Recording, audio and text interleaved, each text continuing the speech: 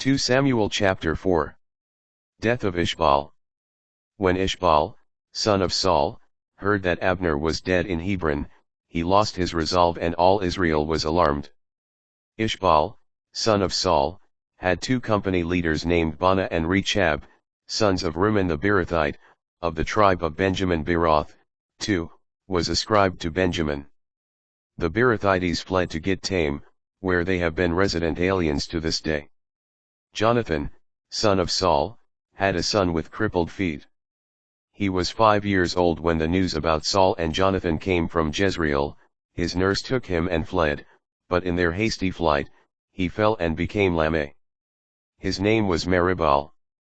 The sons of Rimmon the Beerothite, Rechab and Baanah, came into the house of Ishbaal during the heat of the day, while he was lying on his bed in the afternoon.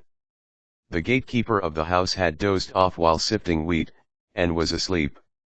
So Rechab and his brother Baanah slipped past her, and entered the house while Ishbaal was lying asleep in his bedroom.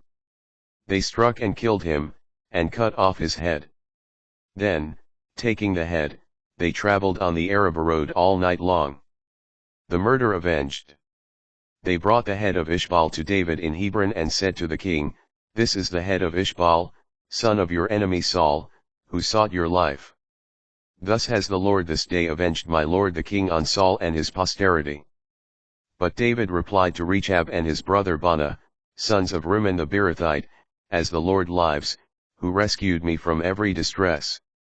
The man who reported to me, Saul is dead, and thought he was bringing good news, that man I seized and killed in Ziklag, that was the reward I gave him. How much more now, when wicked men have slain an innocent man in bed at home, must I require his blood from you and purge you from the land?" So at David's command, the young men killed them and cut off their hands and feet, hanging them up near the pool in Hebron. But he took the head of Ishbaal and buried it in Abner's grave in Hebron.